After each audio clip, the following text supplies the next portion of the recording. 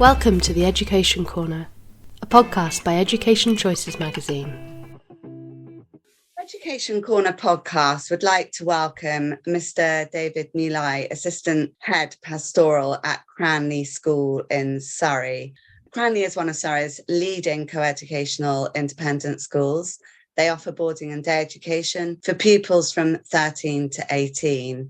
It's got a breathtaking range of opportunities in a school small enough for everyone to know and support each other. Pupils have busy lives at Cranleigh, exceeding academic and sporting expectations, but also preparing for life beyond its beautiful rural location. It's a pleasure to welcome you, David. Our first question, could you explain to us the importance and relevance of the Cranleigh motto, Ex Cultu Robur? Certainly. So ex cultu robur means from culture comes strength. So traditionally, this would have meant teaching classical traditions and values of the world to give pupils the strength to go out into the world. It now stands for a celebration of all we do in a holistic sense around the child, in addition to preparing them for their exams and assessments. Ex cultu robur celebrates culture in all its forms. We embrace pupils from all backgrounds and we celebrate the diversity that brings into our community. This gives Cranleighans the best experience and understanding of the outside world and better prepares them for life beyond Cranleigh. Can you tell us a little bit more about the ethos and values at Cranleigh? So this follows on from Ex cultu robur. Has helped to shape the ethos that we give Cranleighans. So the ethos is to give them the insight to recognise their privilege, to shape the future culture of the world through lives of service and leadership. Here at Cranleigh, we don't ask what is our vision for Cranleigh School, we ask what is our vision for Cranleighans when they go out into the world. We do that at the heart of this through 4 core values, which stand as service, relationships, leadership and excellence.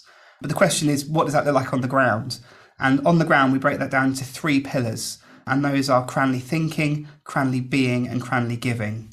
So Cranleigh thinking is thinking beyond the test, enriched questions in all departments that are encouraged to get people thinking beyond just what's in the specification and the syllabus. There's Cranleigh being, which is who we are and how we are, and that's something that I'm heavily involved in as Assistant Head Pastoral here. And then we have Cranleigh giving, which is the foundation and the charitable side of the school, and that's thinking beyond ourselves. And what are the key points of entry beyond the prep? So at Cranleigh School and Cranleigh Prep run from 7 to 18. Cranleigh School runs from 13 to 18. So we have our Year 9 13 plus entry points, and we have our Year 12 sixth form entry points. We do actually have a Year 7 entry point where pupils will join the prep school for the final 2 years of the prep school before literally moving just across the road to join the senior school. I remember coming to your book awards at prep school. It's a lovely building. Can you tell us and the listeners a bit more about your personal background and how it led to you transitioning to Cranleigh? I'm a biology teacher by trade. I started teaching 13 years ago.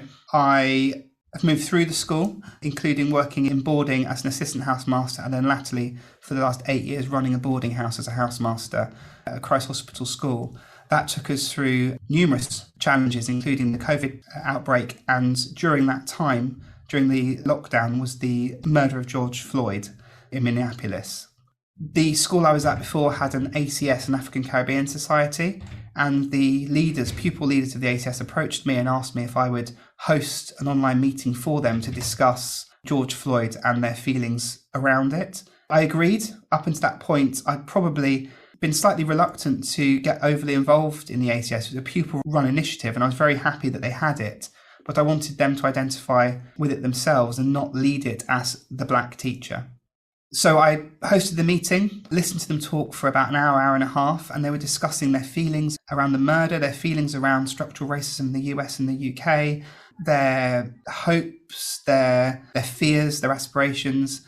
And the funny thing is that everything they were describing about how they were feeling was the same series of emotions that I'd gone through when I'd watched the news reports and the news clip as well. And at the end of that session, I spoke to them and told them just that. I was experiencing those same feelings. I was experiencing that same feeling of loss and hopelessness and fear and worry, and that it was normal. I warned them to be careful with social media because it echoes around, and with us all being at home, we needed to make sure we looked after ourselves as well. But I got off that call and vowed to myself that I would identify more closely and never be scared to speak out for anti-racism, for the protected characteristic that I was very guarded about speaking out for up until that point. As a result of that work, I did a couple of courses, one with the NEU, which was becoming an equalities officer.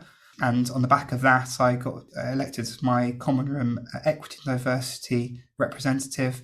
Within the House Masters and Mistresses body I was in, I was the Diversity and Inclusion Champion. And it's really important at this point to say that when I was representing EDI, equity, diversity and inclusion issues, that I was actually interested in all aspects of diversity, not just race. It's important because diversity and inclusion is about all protected characteristics and about all pupils feeling safe, supported and secure within the environment that we're in. However, you focus on one at a time, and work in one area always supports work in other areas as well. And in the wake of George Floyd, the focus was definitely on race, ethnicity and anti-racism work in schools. So that led me to a point where I saw the job advert for Cranleigh School. They wanted somebody to join their SLT leadership team. They wanted somebody to work with the House Parent Body. They wanted someone to work with equity, diversity and inclusion work. And it just seemed to fit everything that I was interested in and looking for at the time. When I spoke to Martin, the head teacher here, he expressed that the school was identified. There was this feeling post George Floyd and in the wake of the BLM, Black Lives Matter movements in America and globally. And he said that they'd started the body of work here and they were really interested in making the change and they wanted more of a guidance and a steer. And that would be a part of my role, but quite an important part of my role as well. So the fit seemed to be there and I was really interested in driving the project forward. Fantastic history and an interesting result that came out of such a terrible event. We understand one of the key roles you are playing at the school is addressing issues which, as you've mentioned, cover anti-racism, overall diversity, inclusion, and equality, well-being and mental health. Can you, further to what you've already said, tell us more about the work and what you're hoping to implement and what's already taking place at Cranleigh? Of course. There's lots of work that was taking place already. So about 6 months before I started here, Cranleigh had hired a teacher of music and cultural diversity. And there was already a big exploration of cultural diversity underway through music. And they'd done that through a partnership with a charity called Black Lives in Music, run by a gentleman called Roger Wilson. And they were looking to start somewhere. And cultural diversity in music was the starting point that they chose. The individual involved, Mahalia Edwards, also started a departmental diversity advocates group, which essentially was going into each department and asking for volunteers of staff who wanted to sit on a group and look at ways of diversifying the curriculum that they're in. And of course, there's lots more work to do with both diversification and decolonisation of the curricula, both on a school level and actually on a national level as well. But here in Cranleigh, we're starting to challenge the curriculum. We're trying to look for diversity represented in the departments. And that was challenging the Cranleigh thinking side of the issue. That work has fostered a spirit within the school where the staff and colleagues are very ready to make the changes that are necessary. And that's really good because I was able to come into an environment where I'm not making the case for change. Instead, I'm trying to take the first guided steps onto the change that we need to make. And it's nice not to have the battle explaining why the change is necessary, instead coming in and saying, let's look for the starting points, let's discover together, let's make mistakes together. You know, this work is challenging, the work is ongoing, but there was desire to make these changes. The school had also engaged a company called Flair, and we did a survey of pupils and staff. That gave us a data starting point in terms of ethnicity and in terms of the issues that may be present within the school. And it was important not to shy away from this. You know, my experience of Cranleigh is incredibly warm, welcoming and friendly. I feel massively included here as a member of staff. And I'd encourage any members of staff to look at working here. But any school has these issues, and any school that tells you that it doesn't is not looking deep enough. So it's really important to get that data to start from. Flair itself has partnered with an organisation called the African Caribbean Education Network, ACEN. And I've had experience of working with them before as well. And we're looking to engage them alongside our Flair survey data to look at steps around marketing, admissions, HR, and really make a lasting positive change at Cranleigh to make sure that we recognise the diversity within our population and see if there are ways that we can increase the diversity we have here. So, David, can you tell us a little bit about the progress that you feel Cranleigh is making on the journey that you've embarked on? There have been some really quick and easy wins. EDI work is never complete, and it is something that we always have to keep focusing on. But the easy wins that we were able to get were things like skin tone plasters. We went to the medical centre and we've added medium skin tone and dark skin tone plasters to matrons' offices and first aid kits, meaning that pupils now have a choice of a range of plasters.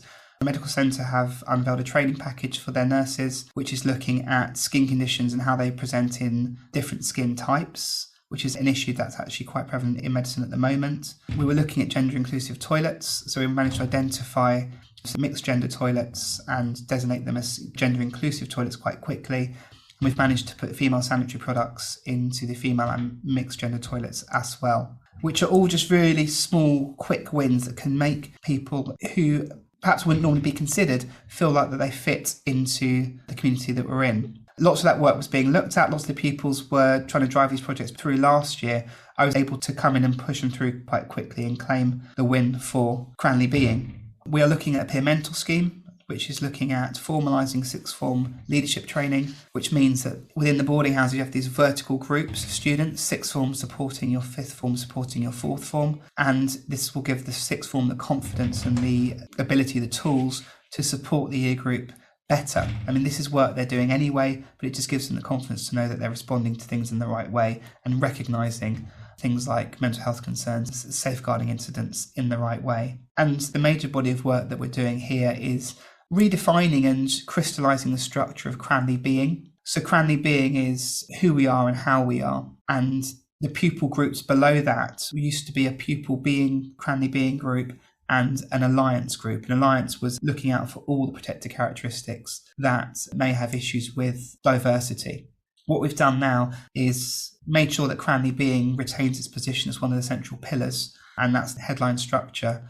Alongside that, we have a pupil wellbeing group, and that looks after the pupil-driven initiatives, things like consent training, things like body image, and a new anti-bullying group as well, following on from the anti-bullying conference that was hosted here 2 weeks ago. And that's led by one of our pupil leaders, upper sixth former. And then we've got the Alliance group, which we've renamed the Diversity Alliance. And that now sits as an umbrella structure above, at the moment, 4 and hopefully 5 protected characteristic groups, which is anti-sexism, anti-racism. We have a pride group, which is our LGBTQ plus group. We have hopefully going to bring an interfaith group into play before the end of this year. And we have a neurodiversity group that we're looking to set up, which will consider students who have specific learning needs and work with our ACEN department, our learning support department. Thank you. It sounds like you're very, very busy and there's a lot of positive change taking place. A final question. Do you feel that everyone's invited and the BLM movement have brought around a big change in thinking generally? You've already talked about BLM to some extent and George Floyd, but how has Cranleigh addressed everyone's invited and some of these issues? Well, it's really important to point out that Cranleigh was actually doing work around anti-sexism, anti-sexual violence, and they were doing work around anti-racism before Everyone's Invited hit the news and before the murder of George Floyd. Those two events seem to have elevated these issues and wider issues of EDI into the public consciousness. So people are really focusing on it since those events. And that's right. Anyone who saw the news reports surrounding that couldn't leave it alone. They had to start advocating for sexual equality and sexual safety. They had to start advocating for anti-racism and looking at diversity within their own environments. So nationally, yes, Everyone's Invited and BLM brought these issues to the height of the public consciousness, but we were doing the work here before, which is why the groundwork was there for me to come in this year and start pushing forward with these initiatives that I've talked about before. Thank you so much, David. It's been such a pleasure speaking to you and hearing about the many things that are taking place at Cranleigh and towards a more positive future for all young people. And I understand that you're at an anti-racism conference this weekend. Is that right? It's actually just passed. So it was Friday, Saturday was the ACEN Anti-Racism Conference 2022. It's a fabulous conference. I don't have any direct links with ACEN myself yet, but I would recommend for anyone in any school environment to consider going on that conference. It's a room full of educators who are concentrating solely on this diversity issue, both the pupil bodies, but also encouraging staff and governors, SLT, just looking at issues of racism within education. Because ultimately, there are structural and cultural issues throughout the education system that means Black teachers are disproportionately less likely to enter training, they're disproportionately less likely to stay in schools, and they're disproportionately less likely to make it to SLT and to headship. And that's both in the state sector, where the numbers are very, very low, and the independent sector, where numbers are lower still.